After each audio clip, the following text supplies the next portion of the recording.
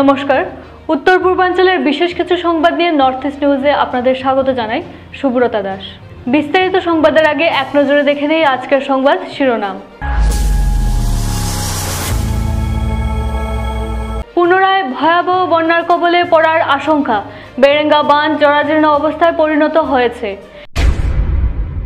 Silchar এনআইটিতে sanitation কর্মীদের বেতন বকেয়া, 22শে মের মধ্যে টাকা না দিলে অবরোধের হুঁশিয়ারি। মোরাল পুলিশিং এর নামে শিলচরে এক যুবকের উপর নির্মম অত্যাচার, রাঙ্গিরখাড়ি টাউন পুলিশের নাকের ডগায় আইনকে বুড়ো আঙ্গুল। ধনহরিতে কুচিদোড়া বলে স্থানীয় এক ব্যক্তিকে বেধড়কভাবে মারধর, প্রতিবাদ আহতের পরিবারের সদস্যদের। এবার সংবাদ বিস্তারিত। এই অঞ্চলের বহু বছরের পুরনো সমস্যাগুলোর মধ্যে অন্যতম সমস্যাটি হলো বেরেঙ্গা বাঁধের সঠিক মেরামতের অভাবে আগামী বৃষ্টির মরশুমে ভয়াবহ বন্যার কবলে পড়তে পারে বলে শিলচরের একাংশ জনগণ আশঙ্কা করছেন। গত 2022 সালের ভয়াবহ বন্যাটি হয়েছিল বেতুকান্দি বাঁধ ভাঙার কারণে। বর্তমান রাজ্য সরকার বাঁধটি কিছুটা হলেও মেরামতের কাজ করেছেন, কিন্তু বেরেঙ্গার প্রায় 180 মিটার বাঁধের জরাজীর্ণ অবস্থায় রয়েছে। একে ঠিক করতে পুরোপুরি অনাহী ভাব দেখাচ্ছে রাজ্যের বন্যা নিয়ন্ত্রণ বিভাগ। এই বাঁধটি মাটি ধপসে প্রায় কিনারের দিকে চলে এসেছে। স্থানীয়রা আশঙ্কা করছেন এইবারের বন্যায় নদীর দিকটি পরিবর্তন হওয়ার এক বিরাট সংখ্যা রয়েছে। প্রত্যেক বছর সরকার কোটি কোটি টাকা ব্যয় করা এই বাঁধের মেরামতের জন্য, কিন্তু বাড়ছে ফাটলের সংখ্যা। এর পরিণাম আগামী দিনে পুনরায় ভয়াবহ বন্যার শিকার হতে হবেন জনগণ। অন্যদিকে জেলা প্রশাসন সহ জনপ্রতিনিধিরা সবকিছু জেনেও ধৃতরাষ্ট্রের ভূমিকা পালন করছে বলে অভিযোগ। নর্থ ইস্ট নিউজের প্রতিনিধি অমল ঋষির প্রতিবেদন। শিলচরের ন্যাশনাল ইনস্টিটিউট অফ টেকনোলজি এনআইটির এর ভ্যানগার্ড সিকিউরিটি সার্ভিসের অধীনে নিযুক্তি চুক্তিভিত্তিক পরিচ্ছন্নতা কর্মীরা গত 1.5 মাস ধরে বেতন না পেয়ে ক্ষোভ প্রকাশ করেছেন। কর্মচারীরা প্রশাসনকে হুঁশিয়ারি দিয়েছেন যে যদি 22শে মের মধ্যে তাদের বকেয়া বেতন পরিশোধ না করা হয় তাহলে তারা বিক্ষোভ শুরু করবেন। কর্মচারীরা বলেছেন যে তারা ইনস্টিটিউটের পরিষ্কার পরিচ্ছন্নতা এবং রক্ষণাবেক্ষণের জন্য দিনরাত কঠোর পরিশ্রম করেন, কিন্তু সময়মতো বেতন না পাওয়ার কারণে তারা আর্থিক সংকটের সম্মুখীন হচ্ছেন। নাম প্রকাশ না করার শর্তে একজন কর্মচারী বলেন, আমাদের পারিবারিক খরচ চালানো কঠিন হয়ে পড়েছে। আমরা 1.5 মাস ধরে বেতন পাইনি, যার কারণে আমরা ঋণ নিতে বাধ্য হচ্ছি। কর্মচারীরা আরও অভিযোগ করেছেন যে ভ্যানগার্ড সিকিউরিটি সার্ভিসেস এবং এনআইটি প্রশাসন এই বিষয়টিতে কোনো মনোযোগ দিচ্ছেন না। সূত্র মতে স্যানিটেশন কর্মীরা বেশ কয়েকবার ঠিকাদার এবং ইনস্টিটিউট কর্তৃপক্ষের সাথে যোগাযোগ করার চেষ্টা করেছিলেন, কিন্তু কেবল আশ্বাস পেয়েছিলেন। কর্মচারীরা জানিয়েছেন যে যদি তাদের দাবি পূরণ না হয় তাহলে তারা 23শে মে থেকে অনির্দিষ্টকালের ধর্মঘটে যাবেন, যার ফলে প্রতিষ্ঠানের দৈনন্দিন কার্যক্রম প্রভাবিত হতে পারে। এই বিষয়ে এনআইটি শিলচরের একজন কর্মকর্তা বলেছেন যে তারা বিষয়টি গুরুত্ব সহকারে নিচ্ছেন এবং ঠিকাদারের সাথে আলোচনা করেছেন যাতে যত তাড়াতাড়ি সম্ভব বেতন দেওয়া যায়। তবে কর্মীরা বলেছেন যে তারা খালি প্রতিশ্রুতি নয়, সুনির্দিষ্ট পদক্ষেপ চান।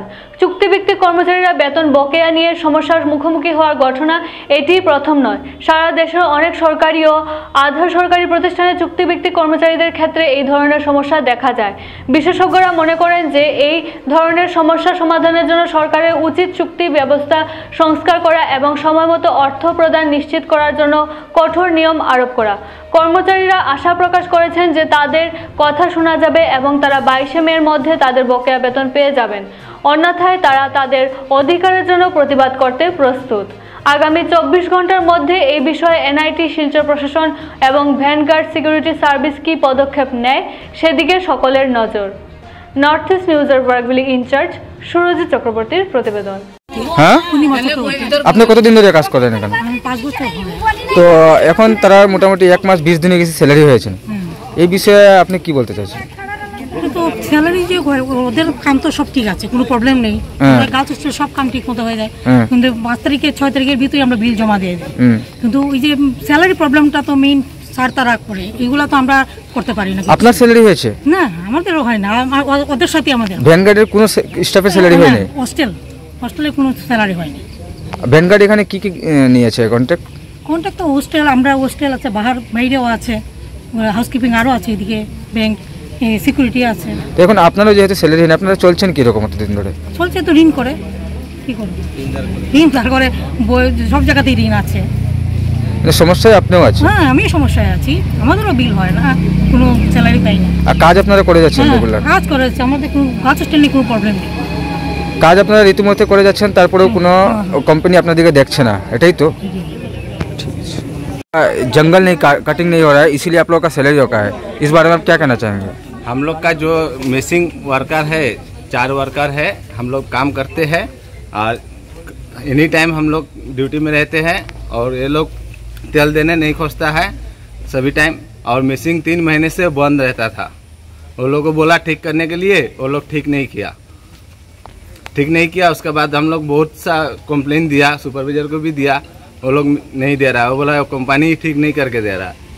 तो हम लोग बोला ठीक है नहीं दे रहा है, तो हम लोग भी ड्यूटी में रहता है, आप जब बोलेंगे करेंगे काम।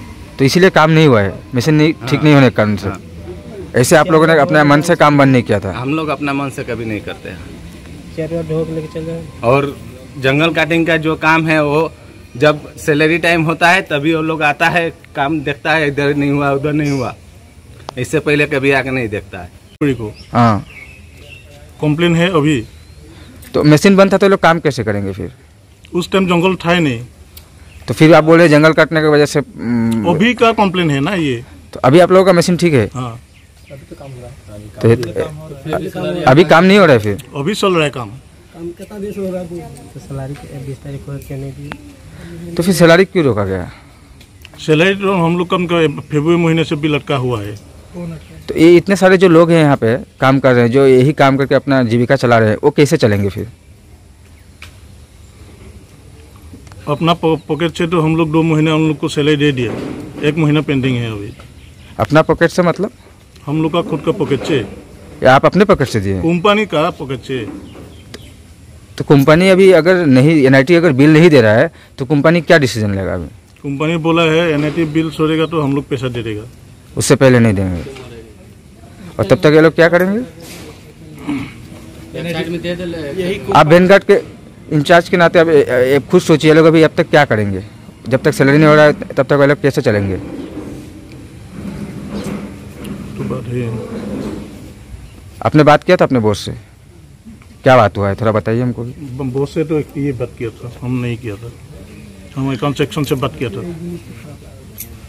ठीक है। শিলচর শহরের ব্যস্ততম এলাকাগুলির একটি দ্বিতীয় লিংক রোড, আর সেখানেই প্রকাশ্যে ঘটল এক চাঞ্চল্যকর ও নিন্দনীয় ঘটনা। মোরাল পুলিশিং এর নামে এক নিরীহ যুবকের উপর চালানো হলো নির্মম শারীরিক নির্যাতন।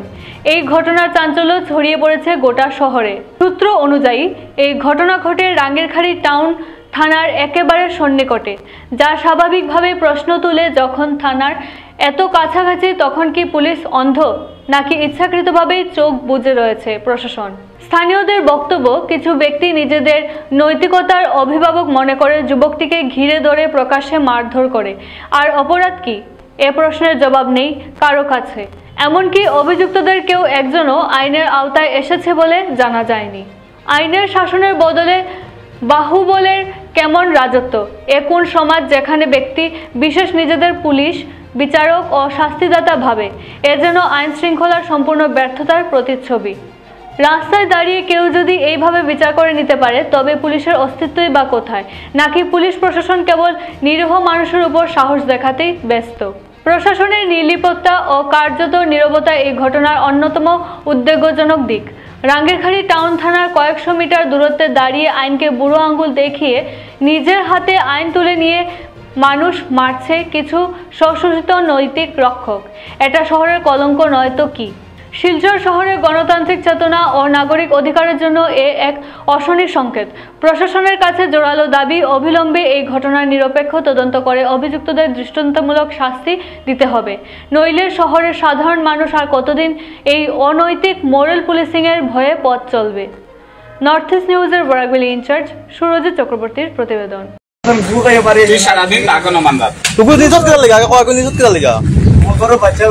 বাচ্চা ছুটি করতেন তুই আর করতাম না, থেকে আইতাম না। তোর বাসা কই? তোর বাসা কই? নাগাটিলা কোন জায়গা?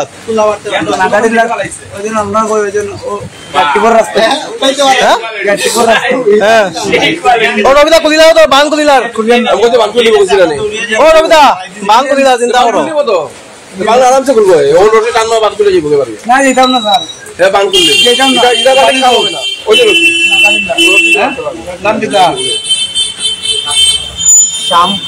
শাম কি দা এই তো দাদা এ মিছা কথা কইলে তুই আপনি আমার বাচ্চা চলো যদি বাচ্চা তুই মিছা কথা কইলে যদি আমার বাচ্চা বেমার যদি না হয় না আপনার গু সারার গু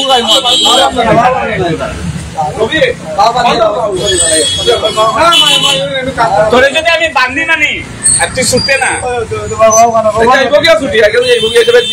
তুই ছুটতে না আমি যদি বান্ধি তুই ছুটতে না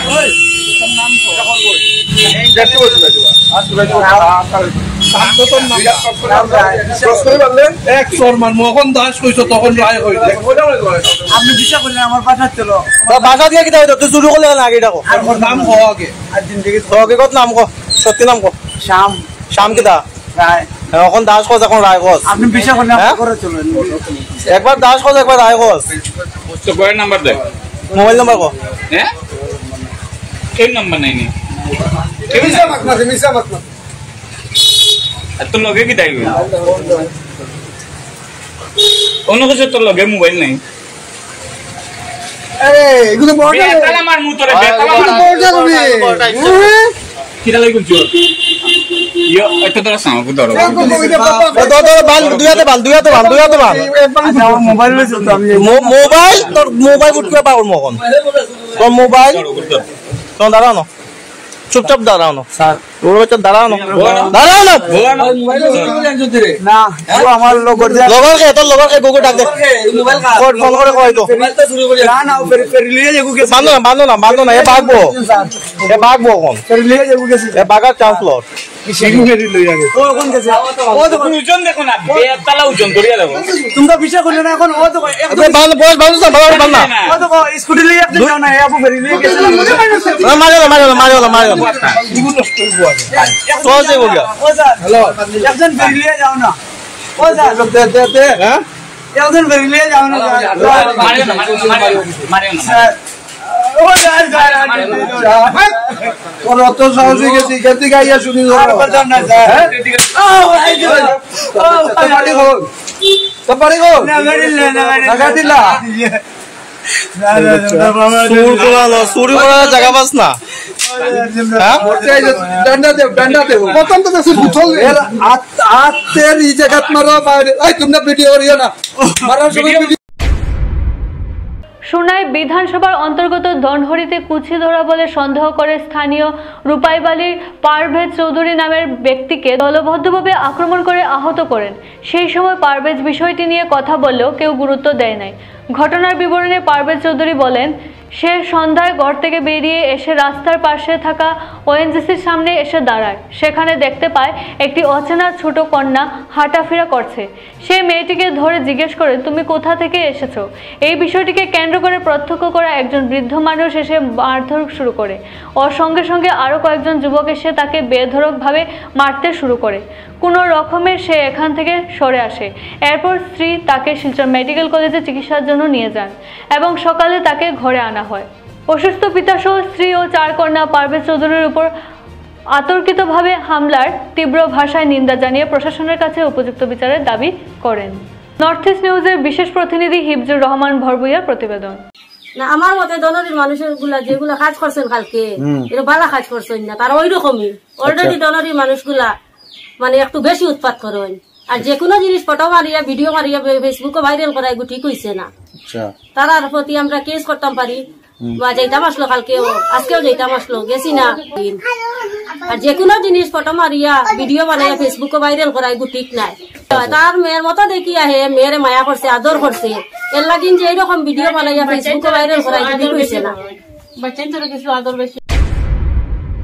বরাকের আওয়াজের পক্ষ থেকে বিশেষ সম্মাননা প্রদান করা হলো ডক্টর রাজীব করকে। মঙ্গলবার রাত 8:30 শিলচর তারাপুর ভাষা শহীদ স্মরণ সমিতির সুখেন্দু বিকাশ সোম স্মৃতি মঞ্চে 1961 সালের 19শে মে ভাষা শহীদের স্বীকৃতি আদায়ের স্বরূপ শিলচর তারাপুর রেল স্টেশনের ভাষা শহীদ স্টেশন নামকরণের আন্দোলনকে এগিয়ে নিয়ে যেতে নিরলস সংগ্রাম ও অধ্যবসায়ের প্রতি শ্রদ্ধা জানিয়ে বরাকের আওয়াজ সামাজিক ও সাংস্কৃতিক সংস্থার সমন্বয়ের পক্ষ থেকে ভাষা শহীদ স্মরণ সমিতির কমিটির সভাপতি বাবুল হুরের উপস্থিতিতে ডক্টর রাজীব কর উত্তরীয় পরিয়ে হাতে একটি অভিনন্দন পত্র তুলে দিয়ে বিশেষ সম্মাননা প্রদান করেন সুরজিৎ সোম, সৌমিত্র দত্ত রায়, ঝঙ্কার পাল, শান্তনু রায়, জয়দীপ দত্ত, রুদ্রপ্রসাদ দাস, মনোজ কান্তি দাস, অনুপ দেব, দিলু দাস, কৃষ্ণ কংসবণিক, অমিতাভ দেব, সুমন দেব, নরেন্দু সাহা, যশবন্ত দাস, অর্পণ পাল, সজল লস্কর, পল্লবিতা শর্মা, প্রথমা দত্ত রায় সহ আরও অন্যান্যরা। নর্থ ইস্ট নিউজের ব্যুরো প্রধান শ্রীবাস দাসের প্রতিবেদন। স্বরূপ ডক্টর রাজীব করকে বরাকের আওয়াজ প্রদত্ত সম্মাননা পত্র। হে সহযাত্রী, সভ্যতার পথ চলতে চলতে ভারতবর্ষের প্রান্তিক শহর শিলচরে আধুনিক জীবন পরিক্রমায় আমরা পেয়ে যাই আপনার মতো একজন মানবিক মূল্যবোধের মানুষকে, যে কিনা আত্মমর্যাদা ও মাতৃভাষার অধিকার প্রতিষ্ঠার আন্দোলনে এক দারুণ সক্রিয় ব্যক্তিত্ব। 1961 সালের 19 মে ভাষা শহীদের স্বীকৃতি আদায়ের আন্দোলনে আপনার নিরলস দীর্ঘ তিতিক্ষাশ্রয়ী অধ্যবসায়ের প্রতি আনত শ্রদ্ধা ব্যক্ত করছি আমরা। শিলচর রেলওয়ে স্টেশনকে ভাষা শহীদ স্টেশন নামকরণের দীর্ঘ সময়ের আন্দোলনকে সচল রাখার আপনার এই প্রয়াস অভিনন্দনযোগ্য। সভ্যতার এই সন্ধিক্ষণ যুগে সময়ের মুখোমুখি হয়ে সমাজ, রাষ্ট্র চলমান ব্যবস্থার সাথে প্রত্যাহ্বানের মুখে দাঁড়িয়ে মাটির কাছাকাছি মানুষের সমাজকে এগিয়ে নিয়ে যাওয়ার এই বিরাট অগ্রযাত্রায় একাত্ম হওয়ার সংগ্রামে আমরাও সামিল হয়েছি আপনার হাতে হাত রেখে। সহযাত্রী হিসাবে আপনাকে পেয়ে শির দ্বারা টান টান করা প্রেরণা উদ্দীপনায় আমরা উদ্ভাসিত। চারপাশের চেতনার মরুভূমিগুলো যেন এক আশ্চর্য নদীর কলতানে স্নিগ্ধ হতে থাকে। বিশ্বের মানব সভ্যতার উন্নতির লক্ষ্যে এই অক্লান্ত পথ হাঁটায় আসুক দুর্বার গতি। এই পথ চলায় আপনি হন কাণ্ডারী, এই আশায় বরাকের আওয়াজের পক্ষ থেকে সদস্য বৃন্দরা ধন্যবাদ। Lions Club of Silchar Valley View, Lions Club of Silchar সেন্ট্রালের সহযোগিতায় গঙ্গানগর গাঁও পঞ্চায়েত অফিস প্রাঙ্গণে একটি বিনামূল্যে ছানি শনাক্তকরণ ও চোখের পরীক্ষা শিবিরের আয়োজন করে। এই বিনামূল্যের শিবিরটি সকাল 11টা থেকে শুরু হয়ে বিকেল 2টা পর্যন্ত চলে। লায়ন্স চক্ষু হাসপাতালের অপটোমেট্রিস্ট পরমা রায় ও অন্যান্যরা বৃহত্তর আমরাঘাট সহ পার্শ্ববর্তী অঞ্চল থেকে আগত মোট 122 জন রোগীর চোখের পরীক্ষা করেন। তাদের মধ্যে 17 জন রোগীর ছানি ধরা পড়ে। ইচ্ছুক রোগীদের অস্ত্রোপচার সম্পূর্ণ বিনামূল্যে লায়ন্স চক্ষু হাসপাতাল শিলচরে করা হবে। এছাড়াও আজকের শিবিরে 31 জন দরিদ্র রোগীকে বিনামূল্যে চশমা প্রদান করা হয়। ইউথস এগেইনস্ট সোশ্যাল ইভিলস অর্থাৎ ইয়াসির ধলাই কমিটির ও ভুবন ভিউ ক্লাব এই শিবিরকে সফল করতে গুরুত্বপূর্ণ সহায়তা ও সহযোগিতা প্রদান করেছে। লায়ন্স ক্লাব ভ্যালি ভিউর পক্ষ থেকে সম্পাদক অনুপ রায়, গাইডিং লায়ন সঞ্জীব রায়, প্রজেক্ট চেয়ারম্যান শামসুল ইসলাম উপস্থিত ছিলেন। অন্যান্য বিশিষ্ট ব্যক্তিদের মধ্যে উপস্থিত ছিলেন পুলক রঞ্জন দাস, জুবাইর আহমেদ মজুমদার, সাকিল আহমেদ লস্কর, পারুল ইসলাম মজুমদার, নিধু দাস, দিলওয়ার হোসেন লস্কর প্রমুখ। নর্থ ইস্ট নিউজের প্রতিনিধি অমল ঋষির প্রতিবেদন। Lions Club of Silchar valley এবং লায়ন্স চক্ষু হাসপাতালের যৌথ উদ্যোগে এবং ইয়াসি বন্ধু ক্লাবের সহযোগিতায় আজকে গঙ্গানগর গাঁও পঞ্চায়েত কার্যালয়ে আমরা একটা বিনামূল্যে চক্ষু পরীক্ষা শিবিরের আয়োজন করিয়েছি। আজকে এই শিবির এখানে যারা দুস্থ মানুষ আছে, অনেকদিন থেকে এখানে মানুষের একটা আবদার ছিল যে এখানে একটা চক্ষু শিবির করার খুব বেশি প্রয়োজন, এবং আমরা বিভিন্নভাবে দেখেছি মানুষের এখানে অনেক সমস্যা আছে, চোখের সমস্যা আছে। তো আজকে লায়ন্স ক্লাব একটা মিশন নিয়ে কাজ করছে যে অন্ধত্ব নিবারণের জন্য আমরা কাছাড় তথা বরাকগুলির বিভিন্ন জায়গায় সময়ে সময়ে প্রত্যন্ত অঞ্চলে গিয়ে এভাবে চক্ষু শিবির করে থাকি, এবং সেখানে আমরা সম্পূর্ণ বিনামূল্যে যাদের চোখে ছানি শনাক্তকরণ হয় ওনাদেরকে সম্পূর্ণ বিনামূল্যে শিলচরে নিয়ে লায়ন্স চক্ষু হাসপাতালে অপারেশন করানো হয়। তৎসঙ্গে যাদের চশমার প্রয়োজন আছে আমরা চশমা দেওয়ার ব্যবস্থা আছে এবং এখানে অনেকজন মানুষ চশমা পেয়েছেন, সেটার উপকৃত হয়েছেন, সেই উপকারিতা লাভ করতে পেরেছেন ওনারা এবং অনেকদেরকে ওষুধও দেওয়া হয়েছে। যেটার প্রয়োজন আছে সেগুলো আমরা প্রতিনিয়ত দিয়ে যাচ্ছি। আজকের এই শিবির পরিচালনা করতে গিয়ে এখানে স্থানীয় যুবক যারা আছে এবং বিভিন্ন স্বেচ্ছাসেবী সংগঠনের এবং বিভিন্ন এসএইচজির মহিলারা যেভাবে আমাদেরকে সাহায্য করেছেন, বিশেষ করে এই পঞ্চায়েত অফিসের কর্তৃপক্ষ যিনি আছেন, সেক্রেটারিতে শুরু করে ট্যাক্স কালেক্টর অজয় রায়, পুলক দাস, মনিরুদ্দিন, পারুল, ওনারা যেভাবে আমাদেরকে সহযোগিতার হাত বাড়িয়ে দিয়েছেন, সত্যি ওনাদেরকে আমরা লায়ন্স ক্লাবের পক্ষ থেকে ধন্যবাদ জ্ঞাপন করছি। এবং এখানে খুব শান্তি শৃঙ্খলা বজায় রেখে এখানের মানুষ ওনারা ওনাদের চক্ষু পরীক্ষা করিয়েছেন এবং আমরা প্রয়োজনে যেটা ব্যবস্থা দেওয়া আছে সেটা ব্যবস্থা করে দিয়েছি। ধন্যবাদ। লায়ন্স ক্লাব অফ ফিউচার ভ্যালির উদ্যোগে এবং লায়ন্স চক্ষু আশ্রমের সহযোগিতায় আজকে আমরাঘাট অঞ্চলের বৃহত্তর আমরাঘাট এলাকা নিয়ে আমাদের শিবিরটি করেছি। আমরা ভালো সাড়া পেয়েছি। আমরা দেখি প্রত্যন্ত অঞ্চল থেকে রোগীরা এসেছেন এবং অনেকে চশমার প্রয়োজন ছিল, চশমা নিয়েছেন। যারা ছানি পড়া ধরা হয়েছে আমরা ওদেরকে পরবর্তীতে লায়ন্স আই হসপিটালে নিয়ে আমরা অস্ত্রোপচার করাবো বিনামূল্যে, সেদিকে আমরা তাকিয়ে আছি এবং আমরা আগামী দিনেও এরকম প্রত্যন্ত অঞ্চলে গিয়ে আরও বড় বড় শিবির করার জন্য আমরা উদ্যোগী থাকব। সংবাদ শেষ করার আগে আরও একবার দেখে নেই আজকের সংবাদ শিরোনাম। পুনরায় ভয়াবহ বন্যার কবলে পড়ার আশঙ্কা, বেরেঙ্গা বাঁধ জরাজীর্ণ অবস্থায় পরিণত হয়েছে।